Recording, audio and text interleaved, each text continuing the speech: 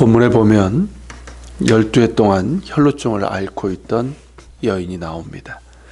혈루증이란 부인과 질환으로 하열이 심한 그런 증상을 라고 할 수가 있겠죠. 율법에 따르면 병증으로 인해서 지속적인 이 출혈이 되는 증상은 부정한 것으로 격리 조처를 했습니다. 의학 수준이 높지 않았던 고대 세계에서는 효율적인 조치였고, 지금도 어떤 병증이 나타날 경우, 지금 이 코로나 사태도 그렇지만 우선적으로 격리 조치를 하고 그리고 이제 치료를 하고 있죠. 그런데 문제는 이 여인의 경우는 당시의 의술로서는 치료할 수 없는 중증이었고, 여기저기 용하다고 하는 의원들을 찾았지만 전혀 나아지지 않았고 오히려 악화되었고, 당연히 가진 재산도 다 허비하고 말았습니다.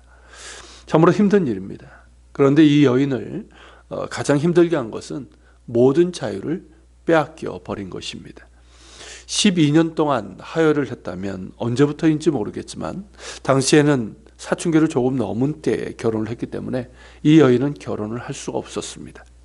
지금이야 결혼도 늦고 홀로 사는 경우도 어렵지 않게 볼 수 있지만 당시에는 대부분의 여성들이 결혼을 했고 어머니가 되었습니다. 이 여인 역시 자연스럽게 아내가 되고 어머니가 되고 싶었을 겁니다. 하지만 아내와 어머니가 될 수 있는 자유가 그녀에게는 없었습니다. 또한 지속적인 하혈 증상으로 인해서 그녀의 건강 역시 크게 악화되었을 것입니다. 그러니 무엇을 하고 싶어도 체력이 뒷받침되지 못했고, 당시의 사회 인식에서 그녀는 사람들을 가까이 할 수 없는 부정한 존재였습니다. 그러니 행동과 이동의 자유가 허락되지 않았던 것이죠. 이런 상황에서 그녀의 마음은 또한 어떻겠습니까? 다는 알 수 없겠지만 얼마나 고통스러웠을지 짐작이 가실 겁니다. 이렇게 모든 자유를 빼앗긴 마치 새 장에 갇힌 새처럼, 아니 아예 땅에 발이 묶여버린, 그래서 날 수도 없고 꼼짝도 할 수 없는 그런 지경이었습니다. 너무나 외롭고 고통스럽고 힘겨운 삶을 살아야만 했습니다. 그런데 이 여인은 마지막 모험을 강행하기로 합니다. 다른 사람들이 만일 그녀의 상태를 안다면, 혹은 그녀를 알고 있는 사람들이 눈치를 챈다면 매우 위험해지는 상황이었습니다. 그럼에도 그녀는 상당한 위험을 감수하고 군중들에게 접근했고, 뿐만 아니라 군중 사이를 헤집고 안으로 들어갔습니다. 그녀는 마침내 예수님께로 다가가서 주님의 옷에 손을 대었습니다. 그 이유는 내가 그의 옷에 손만 대어도 구원을 받으리라 생각하였기 때문입니다. 그녀가 얼마나 예수님에 대해서 알았는지는 모르겠지만 그녀에게는 믿음이 있었습니다. 그 믿음은 정교하고 체계적인 믿음은 아닐지나 그 누구보다도 간절함이 있었습니다.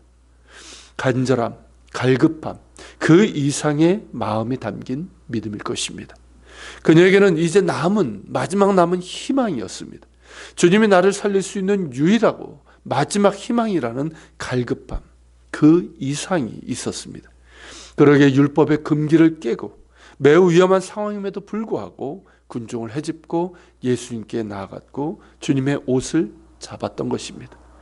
그때 놀라운 일이 일어났습니다. 그녀의 병증이 나음을 입은 것입니다. 다른 사람을 몰라도 그녀 자신은 너무나 잘 알죠. 주님께 대한 믿음은 있었지만 이렇게 즉각적으로 나으리라고는 생각하지 못했습니다. 그리고 율법에 따르면 예수님 역시 부정한 상태가 되어야 합니다.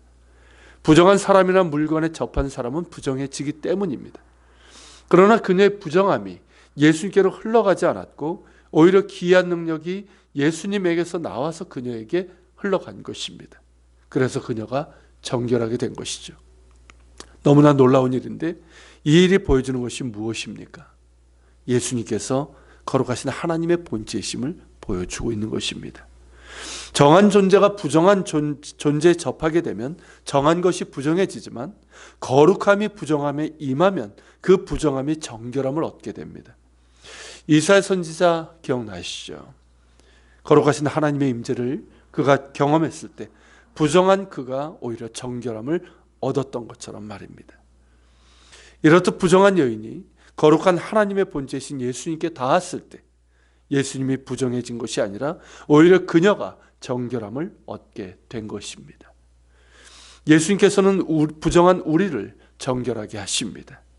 죄를 인해서 부정한 우리를 정결하게 하시고 우리의 모든 더러움을 씻기시고 깨끗하게 하십니다. 그러므로 죄인이 정결함을 얻기 위해 보혈의 은총 앞으로 나아가야 합니다. 예수 그리스도의 보혈의 은혜만이 죄인을 정결하게 하는 능력입니다. 이제 예수님의 반응을 보면 역시 매우 인상적입니다. 무엇이라고 말씀하십니까? 따라 내 믿음이 너를 구원하였으니 평안히 가라. 내 병에서 놓여 건강할지어다. 앞서 본 것처럼 이 여인은 간절함 그 이상의 마음을 가지고 예수님께 나아왔습니다. 그 믿음을 보신 것이죠. 율법의 금기와 사람들의 정죄와 배척, 그리고 겹겹이 쌓인 군중의 장벽을 뚫고 예수님께로 나온 그 믿음을 보신 것입니다. 믿음 없이는 할 수 없는 행동이었습니다. 더불어서 예수님께서 공개적으로 이 여인의 믿음과 구원과 건강을 회복하였음을 말씀하신 이유가 있습니다. 무엇일까요? 먼저는 그녀의 안전을 위해서입니다. 순식간에 모든 사람의 시선이 예수님으로부터 이 여인에게로 옮겨졌습니다. 그 중에는 그녀를 아는 사람들도 있습니다. 만약 그 중에 한 명이 부정한 죄인이다, 부정한 죄인이 여기 있다라고만 한다면 어떻게 될까요? 이 여인은 매우 위험해집니다. 자칫 생명이 위협당할 수도 있습니다. 이에 예수님께서는 이 여인의 믿음을 칭찬하시면서 그녀의 병이 나았고 또한 구원받았음을 공개적으로 선언하신 것입니다. 그로 인해서 그녀는 확실한 안전을 얻었고 무엇보다 자유를 얻었습니다. 지난 12년 동안 그녀를 겹겹이 애워쌌던 모든 사슬들이 순식간에 끊어진 순간이었습니다. 병으로부터 자유함을 얻었고 죄로부터 자유함을 얻었으며 사람들의 정죄와 배척으로부터도 자유함을 얻었고 그녀의 마음도 온전한 자유를 얻었습니다. 그런데 여기서 우리가 분명하게 기억해야 될 것은 그녀를 구원한 것은 그녀의 믿음이 아니라 하나님의 능력이라는 것입니다. 당연히 하나님은 주권자이십니다. 우리를 자유하게 하시는 분은 예수님이십니다. 하지만 하나님은 처음부터 가능하면 인간을 통해서 행동하시는 쪽을 택하셨습니다.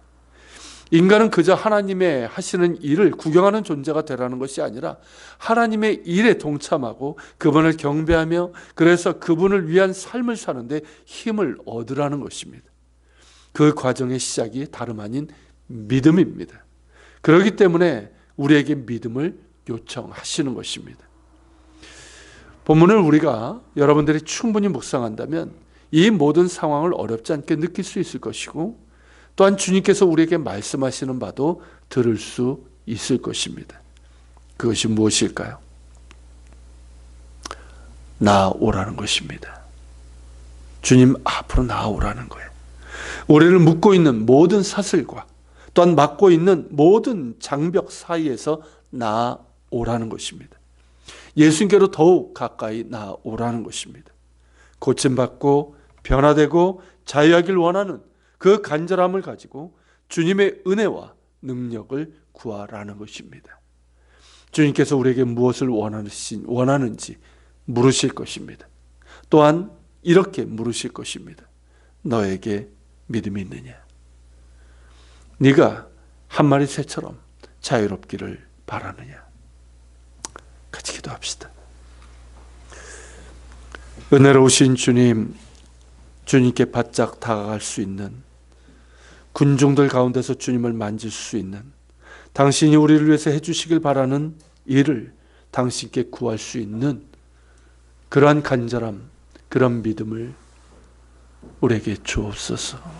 그 믿음을 가지고 주님 앞에 나아갑시다.